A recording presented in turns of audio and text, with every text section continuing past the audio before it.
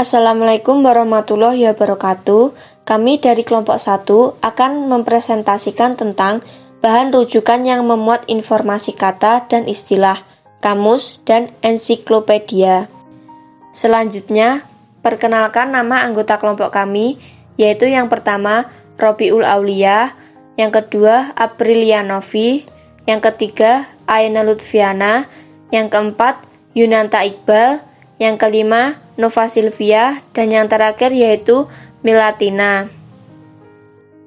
Poin-poin yang akan dibahas kali ini yaitu kamus dan ensiklopedia. Kamus di sini terdiri dari pembagian kamus menurut isinya, pembagian kamus menurut jumlah bahasanya, pembagian kamus menurut jumlah kandungan entry-nya, dan manfaat kamus. Sedangkan ensiklopedia terdiri dari pengertian ensiklopedia, jenis-jenis ensiklopedia, dan manfaat ensiklopedia. Kamus. Menurut The Shorter Oxford English Dictionary, suatu buku yang memuat kosakata suatu bahasa, sedemikian rupa hingga memberikan keterangan tentang ejaan, penyebutan arti, penggunaan sinonim, turunan, dan sejarah kata, atau paling tidak sebagai dari keterangan itu. Kosakata disusun dengan suatu cara yang sudah ditetapkan, biasanya menurut abjad. Selain itu, kamus adalah suatu bentuk perkembangan dari kamus adalah bahan pustaka yang berisi informasi mengenai suatu objek atau cabang ilmu pengetahuan tertentu, di mana istilah-istilah yang dijelaskan disusun menurut abjad. Contohnya, kamus kedokteran, kamus statistik, kamus perikanan, dan lain-lain. Daripada itu, ada pula kamus yang disusun untuk pemakaian tertentu. Contoh kamus remaja adalah kamus yang khusus dibuat untuk digunakan oleh para remaja. Uraian kosakata di dalam kamus ini sudah disesuaikan dengan kebutuhan informasi para remaja. Kamus terjemahan dari dictionary dalam bahasa Inggris. Dictionary berasal dari bahasa Latin dictio, yang berarti kata atau frasa. Dari definisi ini, kata kamus tidak harus berarti buku yang hanya berkaitan dengan kata-kata saja, tetapi juga setiap buku yang berisi kosakata atau rangkaian kata atau frasa yang disusun sesuai abjad. Kamus menurut isinya. Kamus umum. Dalam kamus umum dimuat kata-kata yang umum digunakan atau ada dalam satu bahasa. Kamus ini menampung seluruh bidang keilmuan yang beraneka ragam. Kata-kata yang agak khas atau spesifik tidak dimuat dalam kasus tersebut. Contohnya, Kamus Bahasa Indonesia karya WJS Purwadarminto. 2. Kamus khusus. Kamus khusus adalah kamus yang temanya terbatas mengenai satu bidang ilmu atau bidang kegiatan. Kekhususan itu dapat dibagi menjadi dua, yaitu berkenaan dengan bahasa itu sendiri dan berkenaan dengan bidang kegiatan atau keilmuan. Kamus yang berkaitan dengan bidang kebahasaan mencakup kamus lafal, kamus ejaan, kamus sinonim, kamus antonim, kamus hanonim, kamus dion atau ungkapan, kamus kata serapan, dan kamus peribahasa. Contohnya, kamus istilah olahraga, pertanian, kimia, perdagangan, keamanan, dan komputer. 3. Kamus subjek. Kamus subjek adalah suatu jenis bahan rujukan yang berisi daftar kata atau istilah yang biasanya mengenai masalah atau subjek khusus atau tertentu, misalnya masalah hukum, pertanian, elektronika, dan lain-lain. Contohnya, lega, peristilahan geologi, dan ilmu perhubungan. Pembagian kamus menurut jumlah bahasanya. Yang pertama ada kamus Eka Bahasa. Kamus Eka Bahasa atau kamus satu bahasa adalah suatu jenis kamus yang kata-kata atau istilah dalam kamus itu dijelaskan dengan menggunakan bahasa yang sama dengan kata-kata atau istilah itu. Misalnya, kata-kata dalam bahasa Inggris diterangkan dan diberi contoh dengan menggunakan bahasa Inggris juga, atau kosakata bahasa Indonesia dijelaskan dengan bahasa yang sama. Contoh dari kamus Eka Bahasa adalah Kamus Besar Bahasa Indonesia. Yang kedua ada kamus Dwi Bahasa. Kamus Dwi Bahasa atau dua bahasa adalah jenis buku rujukan yang kosakata di dalamnya dijelaskan dengan menggunakan bahasa lain dari bahasa kosakata itu. Misalnya, kosakata dalam bahasa Inggris yang diterangkan dalam dan diuraikan serta diberi contoh pemakaian dengan menggunakan bahasa Indonesia atau sebaliknya. Kamus Dwi Bahasa disebut juga kamus alih bahasa. Contoh dari kamus Dwi Bahasa adalah an Indonesian to English Dictionary. Ada juga kamus standar bahasa Jepang ke Indonesia. Kemudian yang ketiga ada kamus aneka bahasa. Kamus aneka bahasa atau kamus banyak bahasa adalah buku rujukan yang kosakata atau istilah di dalamnya diberi padanan kata-kata dalam lebih dari dua bahasa. Kamus jenis ini sering disebut juga polyglot. Kamus aneka bahasa umumnya tidak mendefinisikan kata, melainkan hanya memberi padanan kata dalam bahasa lain. Contoh dari kamus aneka bahasa adalah Six Language Dictionary of Electronics, Automation and Scientific Instrument, dan ada juga Chemical Engineering, Processes and Products in Six Language. Kemudian pembagian kamus menurut jumlah kandungan entry-nya. Kamus juga dapat dikelompokkan berdasarkan kelengkapan isinya. Dengan kata lain, menurut jumlah kosakata atau istilah yang didaftar dan diterangkan dalam kamus itu. Yang pertama ada kamus singkat.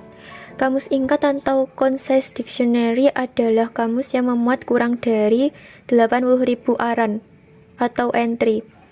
Entry yang dimaksud adalah bagian pada kamus yang merupakan satu kesatuan, berupa kata yang diterangkan serta semua keterangan yang mengikutinya. Contoh dari kamus singkat adalah The New Collins International Dictionary of the English Language, dan ada juga The Random House Dictionary. Pada umumnya, kamus Indonesia termasuk dalam kategori ini, karena kebanyakan kamus yang dimuat di Indonesia memuat aran kurang dari 80.000 aran. Yang kedua ada kamus sedang. Menurut Ajat Sakri adalah kamus yang hanya memuat kata-kata antara 130.000 hingga 160.000 aran. Dalam bahasa Inggris, kamus ini sering disebut Abridged Dictionary, Standard Dictionary, atau Collegiate Dictionary. Contoh dari kamus sedang adalah Kamus Modern Bahasa Indonesia, kemudian ada juga Webster's New Collegiate Dictionary. Yang ketiga ada kamus lengkap. Kamus lengkap adalah kamus yang berisi kata-kata lebih dari 250.000 aran. Kamus ini biasa juga disebut kamus pepak atau unabridged dictionary. Kamus lengkap jarang dimiliki oleh perorangan. Biasanya hanya perpustakaan-perpustakaan besar saja yang memilikinya. Contoh dari kamus lengkap adalah Webster's New International Dictionary of the English Language, dan ada juga Random House Dictionary of the English Language.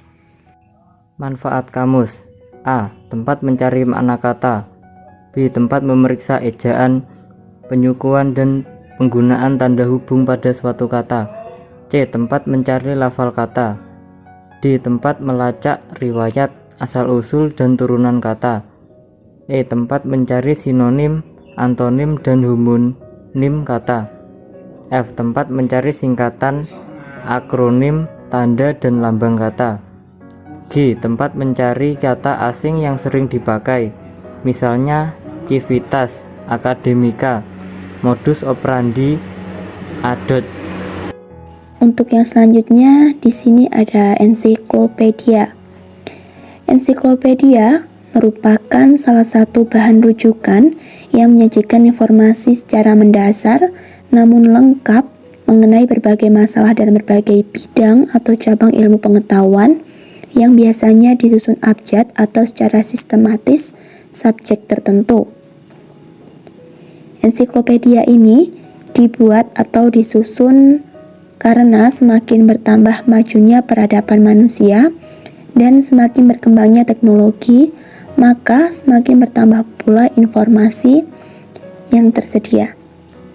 Jadi, salah satu tujuan dari pembuatan ensiklopedia ini terutama untuk memberi informasi dasar mengenai berbagai hal sebagai bahan untuk pengajaran pendidikan lanjutan dan juga merupakan alat yang hakiki dalam pendidikan dasar dan pendidikan umum. Ensiklopedia memuat pokok-pokok bahasan secara terperinci, terdiri dari satu jilid atau beberapa jilid maupun volume. Ensiklopedia yang terdiri atas satu jilid biasanya menguraikan istilah yang kurang rinci.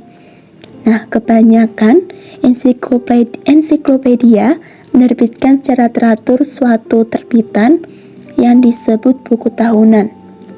Nah, di sini berupa suplemen atau tambahan untuk memuat informasi yang mutakhir sebagai informasi tambahan.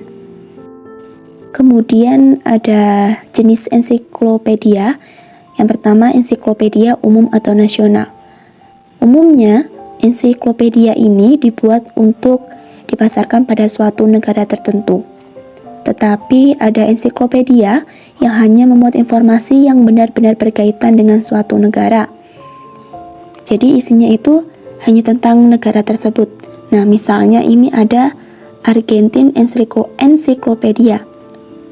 Ensiklopedia ini memuat tentang sejarah, topografi, kesusastraan, kesenian, dan hal lain yang berkaitan dengan negara tersebut atau berkaitan dengan negara Argentina. Namun, ada ensiklopedia yang judulnya disebutkan kata nasional, bahkan nama negara tertentu. Informasi di dalamnya masih terdapat informasi yang berasal dari mancanegara. Nah, ini maksudnya di ensiklopedia tersebut itu ada nama nasional atau nama negara tertentu, tetapi informasi yang di dalamnya itu terdapat informasi yang berasal dari mancanegara. Nah, ensiklopedia ini disebut dengan ensiklopedia umum karena tidak dibatasi mengenai bidang atau subjek tertentu. Contohnya, Ensiklopedia Nasional Indonesia dan Ensiklopedia Indonesia. Contoh lainnya itu seperti Ensiklopedia Britannica. Nah, ensiklopedia ini ada beberapa edisi terbitan.